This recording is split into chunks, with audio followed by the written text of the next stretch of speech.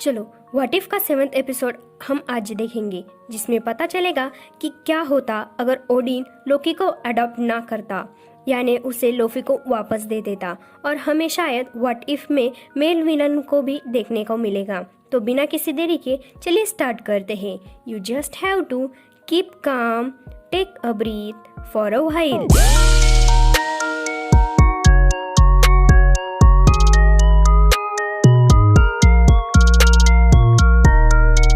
Episode start होता है Odin के ओडिन स्लीप से, जिसके बाद फ्रिगा अपनी किटी पार्टी के लिए निकलती है और जाते जाते थोर को कहती है कि मस्ती नहीं, पढ़ाई करो, वरना हेमडॉल मुझे सब कुछ बता देगा।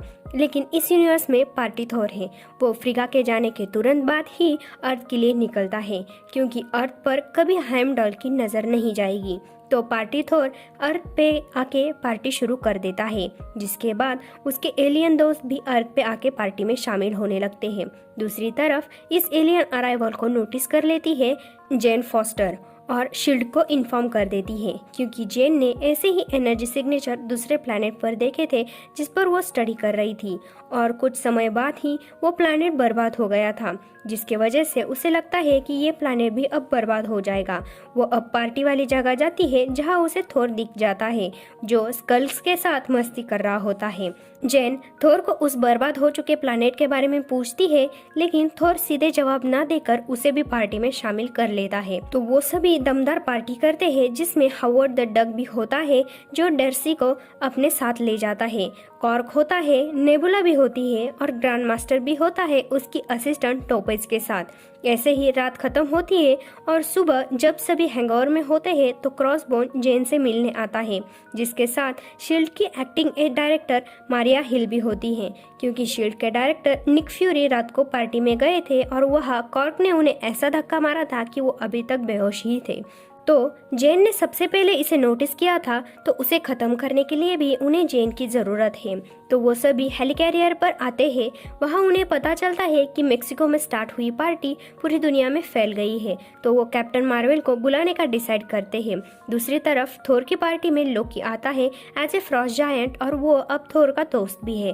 तभी उन्हें एक टूटता हुआ तारा दिखाई देता है, लेकिन उन्हें सोच के कुछ मांगने से पहले ही पता चलता है कि वो कैप्टन मार्वल है। कैप्टन मार्वल पार्टी रोकने के लिए कहती है, तो थोर कैप्टन मार्वल को एज ए पार्टी कूपर बुलाता है, और उन दोनों में काफी लड़ाई हो जाती है, जो फ्रांस से यूनाइटेड किंगडम में भी चलती है। इसके बाद सभी मिलकर मिनिमम डैमेज में थोर को मारने का प्लान बनाते हैं, लेकिन जब थोर जेन फॉस्टर को कॉल करके बताता है कि वो प्लैनेट पहले से ही बर्बाद होने वाला था, तो हमने वहां जाकर बस पार्टी की और सबको वहां से सेफली निकाल लिया, तो जेन तुरंत ही मारिया हिल को बताती है कि प्लान कैंसिल कर दे। लेकिन उन्होंने प्लान बना लिया था कि कैप्टन मार्वल थोर को अर्थ के एक साइड ले जाएगी जहां न्यूक्लियर बॉम्ब से थोर को मारा जा सके। जेन उन्हें मना करती है, तो उसे हेलिकैरियर से उतार दिया जाता है। तो जेन सोचती है कि अगर नॉर्सो माइथोलॉजी से थोर और लोकी है, तो ओडिन, फ्रिगा और हेमडल भी होंगे। तो वो लोग अपनी डिवाइस की फ्रीक्वेंसी को एडजस्ट करके हेमडल का ध्यान अपनी तरफ खींच लेते हैं। उसके तुरंत बाद हेमडल जेन को एसगार्ड ले आता है। जेन कहती है कि उसे फ्रिगा से बात करनी है, तो हेमडल उसे फ्रिगा के पास भेज देता है। जेन वहाँ फ्रिगा को बताती है कि थोर प्रॉब्लम में है। दूसरी तरफ कैप्टन मार्वल थोर को अर्थ के एक साइड पे ले आती है जहाँ वो अपने प्लान को एग्जीक्यूट कर सके। तभी वहाँ डार्क मैजिक से फ्रिगा आती है और थोर को कहती है कि थोर, तुम यहाँ क्या कर रहे हो? थोर कहता है कि मैं यहाँ कल्चर एक्सचेंज करने आया हूँ, ना कि अपने दोस्तों के साथ पार्टी करने। तो फ्रिगा कहती है कि मैं आ रही हूँ तुम्हारा कल्चरल एक्सचेंज देखने के लिए। फ्रिगा के जाने के बाद थोर कैप्टन मार्वल से रिक्वेस्ट करने लगता है, बट वो मना कर देती है।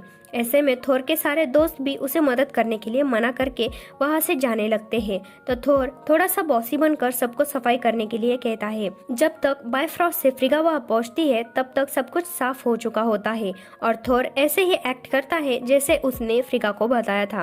अब कैप्टन मार्वल भी उसकी मदद करती है। फ्रिगा कैप्टन मार्वल को जानती थी, तो उन्हें विश्वास होने ही वाला होता है, लेकिन थोर के मियोनिर्स के वजह से सच सामने आ ही जाता है। लास्ट में थोर जेन को डेट के लिए पूछता है, और जेन भी हाँ कर देती है, और हैप्पी एंडिंग होने वाली होती है कि वहाँ एक पोर्टल ओपन होता है। उसमें से काफी सारे अल्ट्रॉन सेंट्रीज आते हैं। उसमें से एक होता है जिसके ऊपर सारे इन्फिनिटी स्टोन होते हैं, और वो होता है विजन।